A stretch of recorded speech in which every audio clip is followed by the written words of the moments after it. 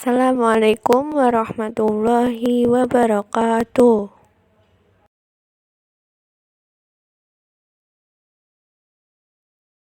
Kami kelompok 5 akan mempresentasikan tentang bab istihsan dengan anggota kelompok 1 Rizal Nur Cahyo Saputra, 2 Rizky Oki Saputra, 3 Farid Abdul Aziz, 4 Alvina Maratus Salihah.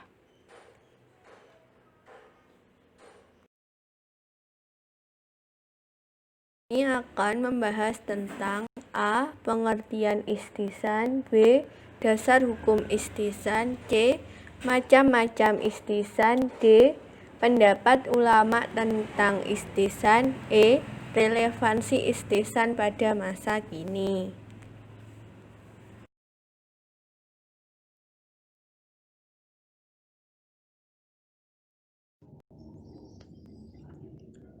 Pengertian istihsan secara etimologi.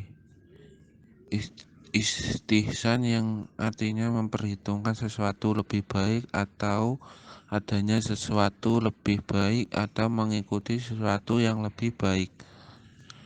Dari arti lughawi di atas tergambar adanya seseorang yang menghadapi dua hal yang keduanya baik.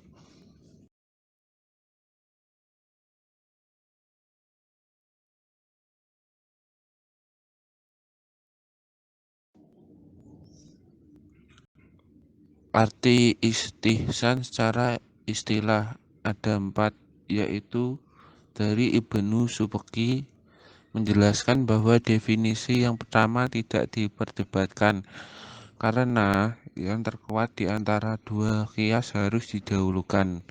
Sedangkan terhadap definisi yang kedua ada pihak yang menolaknya. Alasannya, bila dapat dipastikan bahwa adat istiadat itu lebih baik karena berlaku seperti pada masa Nabi dan tanpa ada penolakan dari Nabi atau dari yang lainnya. Tentu ada dalil pendukungnya baik dalam bentuk nas atau ijma'. 2. Malikiyah.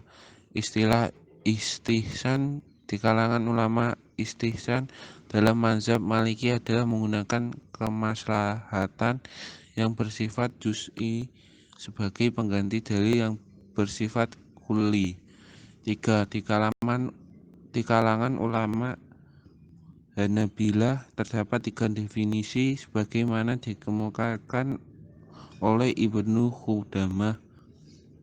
Yang pertama adalah beralihnya mujahid dalam menetapkan hukum terhadap suatu masalah dari yang sebanding dengan itu karena adanya dalil khusus dalam Al-Quran atau Sunnah. B. Istihsan itu ialah apa yang dianggap baik oleh seorang mujahid berdasarkan pemikiran akalnya. C. Dalil yang muncul dalam diri mujahid yang ia tidak mampu menjelaskannya. 4.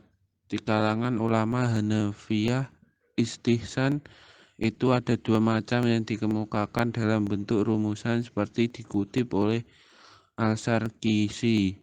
Yang pertama adalah arti istihsan dalam bentuk definisi pertama, tidak menyalahi sesuatu apapun.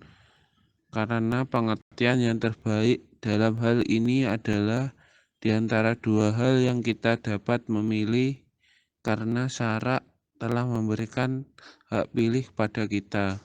2. Meninggalkan beramal dengan kias untuk mengamalkan dalil itu disebut istihsan menurut ulama Hanafiyah.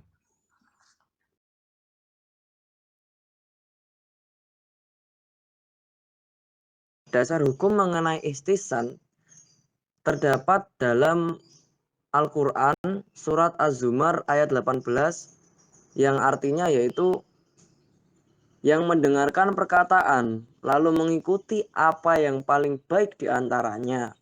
Mereka itulah orang-orang yang telah diberi Allah petunjuk dan mereka itulah orang-orang yang mempunyai akal.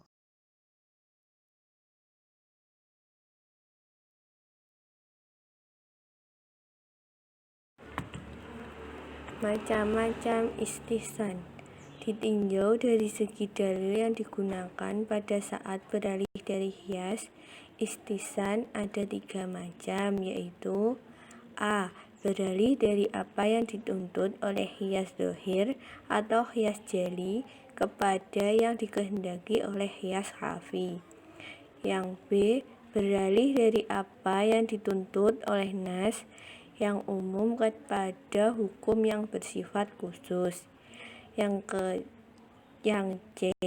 Bila seseorang melakukan pencurian dan memenuhi syarat untuk dikenakan hukum potong tangan, maka berlaku baginya hukuman potong tangan sesuai dengan surat Al-Maidah ayat 38 yang berbunyi Wassariqu wassariqatu faqta'u aydiyahuma, yang artinya pencuri laki-laki dan pencuri perempuan, potonglah tangan-tangan keduanya. Quran Surat Al-Maidah surat ke-5 ayat ke-38.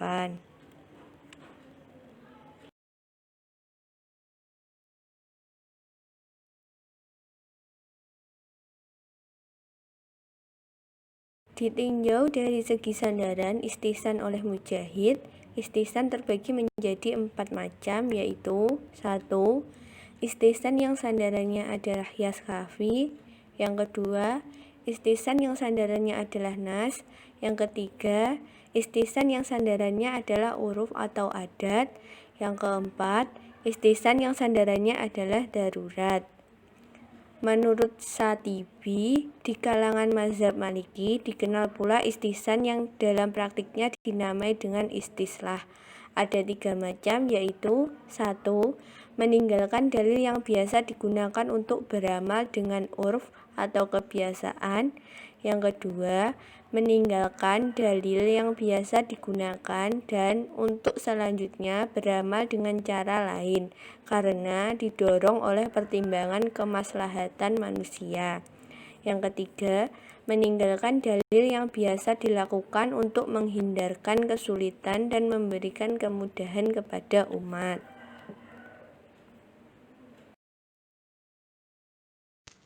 Pendapat ulama tentang istihsan. Istihsan yang digunakan oleh Abu Hanifah adalah bukan istihsan yang menyalahi nas atau qiyas, tetapi merupakan bagian daripada qiyas. Hal ini karena Abu Hanifah tidak menggunakan ilat qiyas karena berlawanan dengan kemaslahatan masyarakat yang dihargai syara atau dengan ijma' atau dengan nas, sehingga Abu Hanifah memutuskan menggunakan istihsan sebab hal itu dekat dengan tujuan syara. Istihsan yang digunakan Imam Hanafi adalah seperti yang disampaikan oleh Imam Abu Al-Hasan Al-Khurqi. Seorang mujtahid berpaling terhadap suatu masalah yang menyimpang dari ketetapan hukum yang ditetapkan kepada masalah yang serupa karena ada alasan-alasan yang lebih kuat yang menghendaki kita berpaling dari hukum yang pertama. Imam Syafi'i beserta pengikutnya memiliki pandangan yang berbeda mengenai istihsan. Mereka menolak dan mengkritik habis orang-orang yang menggunakan istihsan sebagai dalil pokok dalam pengambilan hukum setelah 4 dalil pokok yang telah disepakati, yaitu Al-Quran, hadis, ijma' dan qiyas. Bahkan mengenai istihsan ini, Imam Syafi'i berkata, barang siapa yang berhujjah dengan istihsan, berarti ia telah menetapkan sendiri hukum syara.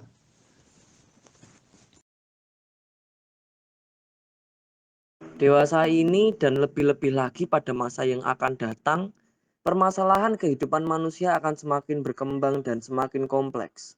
Permasalahan itu harus dihadapi umat Islam yang menuntut adanya jawaban penyelesaiannya dari segi hukum Islam.